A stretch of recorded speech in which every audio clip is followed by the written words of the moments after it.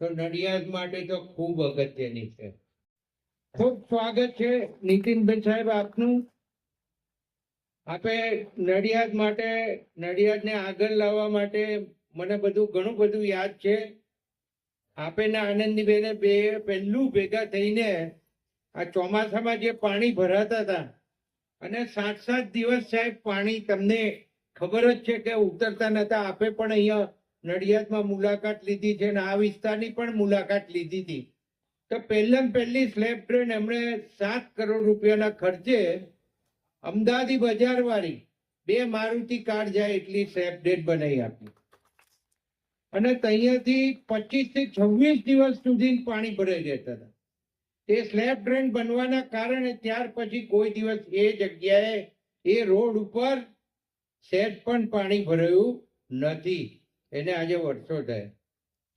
ત્યાર પછી આ નડિયાદના વિકાસમાં રોડ હોય, રસ્તા હોય, ડ્રેનેજ હું ખાસ યાદ કરું.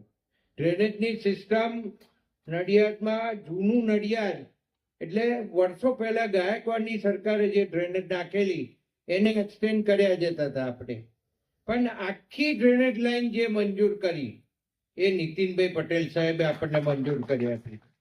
આપણો વોટર ફિલ્ટરેશન પ્રોજેક્ટ, એ તમને બધાને ખબર જ છે કે આપણો વોટર ફિલ્ટરેશન પ્રોજેક્ટ, નડિયાદને ફિલ્ટર થયેલું પાણી આપવાનો પ્રોજેક્ટ, એ પણ નીતિનભાઈ સાહેબે આપણને મંજૂર કરી આપ્યો હતો અને 54 કરોડના ખર્ચે આ કામ પૂરું થયું. આજે કાર્યરત છે સાહેબ, મને આનંદ થાય. ડ્રેનેજ કાર્યરત છે સાહેબ, મને આનંદ થાય. હવે નવો વિસ્તાર વધ્યો, એમાં નવા આયોજનો થતા રહે છે સાહેબ. અમે ગયા વર્ષે આ કોર્પોરેશન થયા પછી 400 કરોડ રૂપિયાનું અમને બજેટની ફાળવણી કરવામાં આવી હતી. આ 400 કરોડના કામો સાહેબ અહીંયા નડિયાદમાં પ્રગતિમાં છે અને એટલા બધા વિકાસના કામો થવાના છે કે આવનારા 2 વર્ષની અંદર આ બધું દેખાશે. અને ફરીથી નવું બજેટ ગયું, એમાં પણ આપણે એટલા કરોડ રૂપિયાના કામો મંજૂર કર્યા છે. બીજું સાહેબ, અહીંયા તમે જોયું તો કે આપણે સંતરામ રોડ ઉપર ફરતા હતા તે વખતે જે પાણી ભરાયેલું, એની જે સ્લેબ ડ્રેનની સિસ્ટમ સુધારવા માટે અમને ફરીથી 46 કરોડ રૂપિયા આપ્યા છે અને એનું પણ કામ શરૂ થઈ ગયું. તો આ બધા એવા કામો છે. રેલવેનું આપણું નવું રેલવે સ્ટેશન એ પણ નવું બનવા જઈ રહ્યું સાહેબે. બીજું મને યાદ આવ્યું સાહેબે, આપણું બસ સ્ટેન્ડ અત્યારે જે બની રહ્યું છે ને, એ આપણને સાહેબે એના પૈસા ફાળવી આપ્યા હતા અને એમણે પોતે ખાતમુહૂર્ત કર્યું સાહેબ. પણ એ પણ પૂરું થવા આવ્યું છે. થોડા કોર્ટના કારણે વચ્ચે કામ અટકેલું, પણ એ પણ પૂરું થઈ જવાનું છે. એટલે આપે તો જે આપ્યા હતા બધા પ્રોજેક્ટો લગભગ અહીં પૂરા થઈ ગયા છે અને મને કહેતા બહુ આનંદ થાય છે કે આનંદીબેન પટેલ સાહેબે પણ અહીંયા નડિયાદમાં શહેરી વિકાસ મંત્રી તરીકે કરોડો રૂપિયા આપ્યા છે. મોદી સાહેબે બહુ ચિંતા કરી. મોદી સાહેબ જ્યારે અહીંયા મુખ્યમંત્રી હતા ત્યારે એમણે નડિયાદમાં એ રહ્યા હતા પ્રચારક તરીકે, સંતરામ મંદિરમાં રહેતા હતા. એટલે સાહેબને નડિયાદ પ્રત્યે એક વાલ અને વાલના કારણે એ આપણને બધાને સૂચના આપતા હતા કે નડિયાદને સુધારો.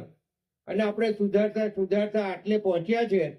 હવે જે પ્રગતિ છે સાહેબ, અહીં બુલેટ ટ્રેન સ્ટેશન નડિયાદની અંદર આવ્યું સાહેબ. ઉત્તરસંધા ગામમાં બુલેટ ટ્રેનનું સ્ટેશન એટલે અમદાવાદથી શરૂ થાય એટલે પહેલું નડિયાદ આવવાનું. એટલે અમે નડિયાદ આણંદની વચ્ચે એક બુલેટ ટ્રેનનું સ્ટેશન અમને મળ્યું છે. પછી બરોડા છે. તો આ આપણા માટે ખૂબ અગત્યની બાબત છે. એમાં પણ મોદી સાહેબે રસ લઈને નડિયાદને કરાવ્યું. તો આ બધી ઘણી બધી વાતો કહેવા જેવી છે, પણ અત્યારે સમય નથી. સાહેબ આયા છે આપણી વચ્ચે અને સાહેબ તમને શપથ પણ લેવડાવવાના છે. સાહેબ પણ તમને ભારતીય જનતા પાર્ટીની વિશેષ વાત કરશે, પણ આપણે સૌ મક્કમતાથી આપણા 52 ઉમેદવાર જીતે અને 4 પેનલ દરેક વોર્ડની અંદર સાથે રહી અને બધા એકબીજાને જીતાડવાના પૂરતા પ્રયત્નો કરીએ. અમે તમારી સાથે છીએ, નડિયાદ તમારી સાથે છે. પ્રજા વચ્ચે તમારે જવાનું છે અને પ્રજા વચ્ચે જઈને જીતવાનું છે. આપ સૌને ખૂબ ખૂબ અભિનંદન. ભારત માતા કી જય. વંદે માતરમ. માતા કી વંદે. સરદાર સાહેબ અમર રહો. આજે સમગ્ર ગુજરાત રાજ્યમાં સ્થાનિક સ્વરાજની ચૂંટણીઓ એટલે કે નગરપાલિકા, મહાનગરપાલિકા, તાલુકા પંચાયત અને જિલ્લા પંચાયત, જેની લગભગ 10,500 કરતા વધુ સીટો આખા ગુજરાતમાં થાય છે, એની ચૂંટણી આપણા રાજ્યમાં યોજાઈ રહી છે. ત્યારે સ્વાભાવિક નડિયાદ જેવા જાગૃત, પ્રગતિશીલ અને હું એમ કહીશ કે આખી દુનિયામાં જે શહેરના નાગરિકો વસે છે, જે જિલ્લાના નાગરિકો વસે છે, એવા શહેરની અંદર આગામી સમયમાં શહેરની પ્રગતિ માટે, વિકાસ માટે, સુખાકારી માટે, લોકોની, પ્રજાની, નાગરિકોની સેવા માટે અને આપણા પક્ષના સિદ્ધાંતો પ્રમાણે જ્યાં જ્યાં જરૂર પડે ત્યાં બધાને મદદરૂપ થઈ અને પક્ષની પ્રતિષ્ઠા વધારવા માટે અને ખાસ કરીને આપણી દેશભક્તિ, આપણી ભારત માતાની ભક્તિ, આપણી સનાતન ધર્મ પ્રત્યેની ભક્તિ, એ બધાને પ્રજાની વચ્ચે સતત જાગૃત રાખી, આ બધાને ધ્યાનમાં રાખી પ્રજાની સેવા કરવા માટે આપણા પ્રદેશ પાર્લામેન્ટરી બોર્ડ એટલે કે ચૂંટણી સમિતિ દ્વારા આપણા પ્રદેશ પ્રમુખ શ્રી જગદીશભાઈ વિશ્વકર્મા, આપણા માનનીય મુખ્યમંત્રી જેઓ સદાય ગુજરાતના હિતો માટે બધાની સાથે હળીમળી કામ કરે છે, જેમનો મલકાતો ચહેરો જોઈ બધાને ખૂબ આનંદ થાય છે, એવા આપણા લોકલાડીલા મુખ્યમંત્રી શ્રી ભૂપેન્દ્રભાઈ પટેલ, આપણા સંગઠનના મહામંત્રી સંગઠન શ્રી રત્નાકરજી અને આખા પાર્લામેન્ટરી બોર્ડે 6 દિવસ સતત ચર્ચા વિચારણા કરી અને 10,500 જેટલા ઉમેદવારોને પસંદ કર્યા છે. એમાં નડિયાદ મહાનગરપાલિકાના તમે સૌ અહીંયા બેઠેલા છો એવા 52 ઉમેદવારોને ભારતીય જનતા પક્ષે જ્યારે આપણે અમૂલ્ય એવું કમળનું પ્રતીક તમને ફાળવ્યું છે, એના મેન્ડેટ તમને આપ્યા છે, ત્યારે સ્વાભાવિક આ પ્રસંગને પ્રજાનો પ્રસંગ બનાવવાનો અને તમે ઉમેદવાર બન્યા, ચકાસણી થશે, ફોર્મ પૂર્ણ થયા પછી તમારે પ્રજાની વચ્ચે પ્રચારમાં જવાનું થશે, ત્યારે એ વખતે આપણી પાસે આખા ગુજરાતની પદ્ધતિ પ્રમાણે અને દર વખતે આપણે કરીએ છીએ, આ શપથવિધિ પહેલી વાર નથી રાખ્યા, દરેક મહાનગરમાં રાખીએ છીએ, એવા શપથ લેવાનો કાર્યક્રમ આયોજિત કર્યો છે. એમાં ઉપસ્થિત નડિયાદના લોકપ્રિય, પ્રગતિશીલ, હસતા મોઢાના, દોડાદોડી કરીને લોકોને મદદરૂપ થનાર, ગુજરાત વિધાનસભામાં બધું જ કામ ખૂબ સુંદર રીતે માનનીય મુખ્યમંત્રી શ્રી બધાની વચ્ચે રહી, મોદી સાહેબ હોય, આનંદીબેન હોય, વિજયભાઈ હોય, એ બધાની વચ્ચે રહી અને ગુજરાત વિધાનસભાના દંડક તરીકે જેમણે ખૂબ સંકલન સુંદર રીતે કર્યું છે. અને નડિયાદ માટે તો એમની 10 વાતમાંથી 9 વાત નડિયાદની હોય. મારા નડિયાદને આ જરૂરી છે, મારા નડિયાદમાં આ ખોટો છે, મારા નડિયાદમાં તકલીફ છે. એમને ઘણા કામ ગણાય, હું કામ ગણાવવા નથી આવ્યો, આ ચૂંટણી સભા પણ નથી. આ તો આપણે પ્રજાને એક સમર્પણ કરવા માટે, પ્રજાને વિશ્વાસ આપવા માટે ભારતીય જનતા પક્ષના ઉમેદવારો એક સંકલ્પ લેવાના છે. એક સંકલ્પ લેવાના કાર્યક્રમમાં જ્યારે મારે આવવાનું થયું છે, ત્યારે તે ઉપસ્થિત શ્રી પંકજભાઈ, શહેર પ્રમુખશ્રી, આપણા પ્રભારી પ્રમુખશ્રી અને આપણા મહામંત્રીશ્રી, આ સંગઠનના મિત્રો, આ બધા ખૂબ જહેમત કરે છે. તમને બધાને ટિકિટ જે મળી છે એ સીધી નથી મળી. પંકજભાઈની મહેનત હોય, સંગઠનની મહેનત હોય, જિલ્લા પ્રમુખ નયનાબેન પટેલની મહેનત હોય, નિરીક્ષકો આવ્યા હશે એમની મહેનત હોય, એમ ચડાતું ઘડાઈને આ તમે બધાને પસંદ કર્યા છે. કોઈ જ્ઞાતિ જાતિનો ભેદભાવ નહીં, પણ માનનીય વડાપ્રધાન નરેન્દ્રભાઈનું જે સૂત્ર છે, સૌનો સાથ, સૌનો વિકાસ, સૌનો વિશ્વાસ અને સૌનો પ્રયાસ, એ પ્રમાણે બધા હળીમળી આગામી 5 વર્ષ આપણી ગુજરાત સરકાર, આપણી ભારત સરકાર જે કરોડો રૂપિયા નડિયાદ મહાનગરના પ્રજાના કામો માટે જે ફાળવવાની છે, એની જવાબદારી જેમને સોંપવાની છે, એ બધા તમે 52 સભ્યોને એક નિષ્ઠા સંકલ્પ લેવાનું કામ આજે આપણે કરવાનું છે.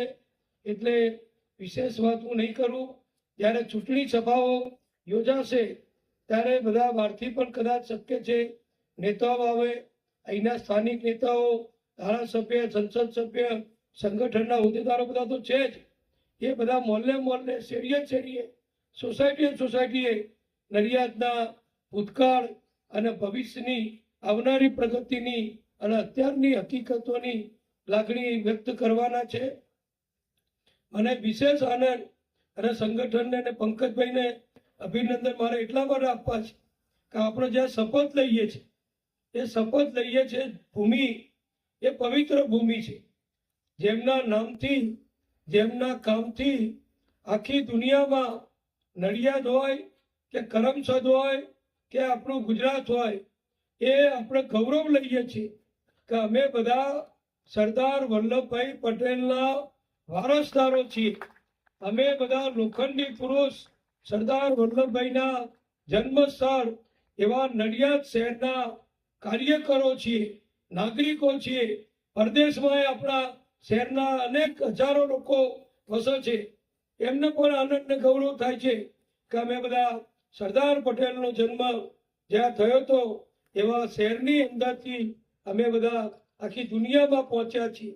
ત્યારે સ્વાભાવિક બહારથી આવતા લોકો, ગુજરાતમાંથી આવતા લોકો, આખી દુનિયાના મહાનુભાવો, દેશના મહાનુભાવો જ્યારે પણ કોઈ મોટો ઐતિહાસિક પ્રસંગ હોય ત્યારે સરદાર સાહેબને, વલ્લભભાઈ પટેલને અંજલિ આપવા અહીંયા આવે, કરમસદ આવે, તો એ શહેર કેવું પ્રતિષ્ઠિત ધરાવે છે તમે જાણો છો.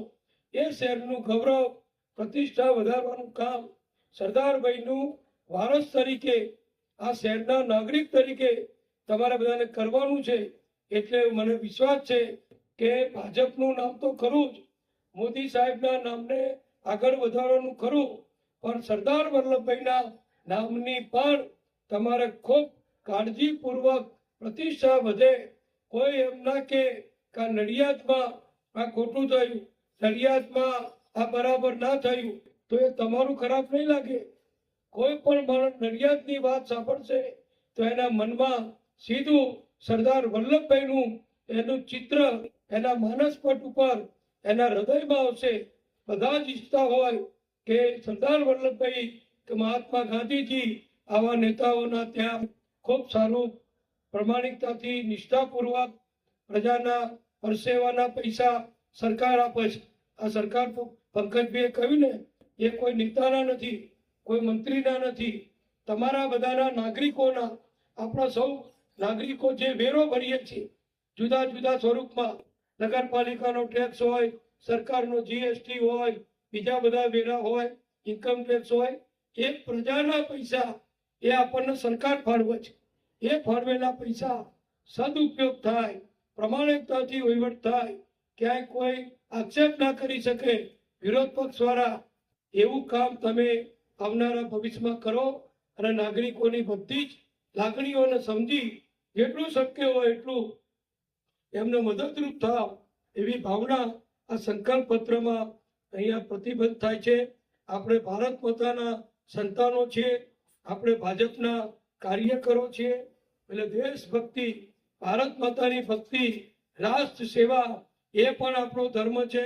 તો આ બધા ધર્મ તમે સારી રીતે બજાવો અને ખૂબ સફળ થાવ એવી શુભેચ્છા સાથે સૌ ઉમેદવારોને, સંગઠનને અને બાજુમાં બેઠેલા ભાઈઓ બહેનોને ખૂબ અભિનંદન સાથે મારી વાત પૂરી કરું છું.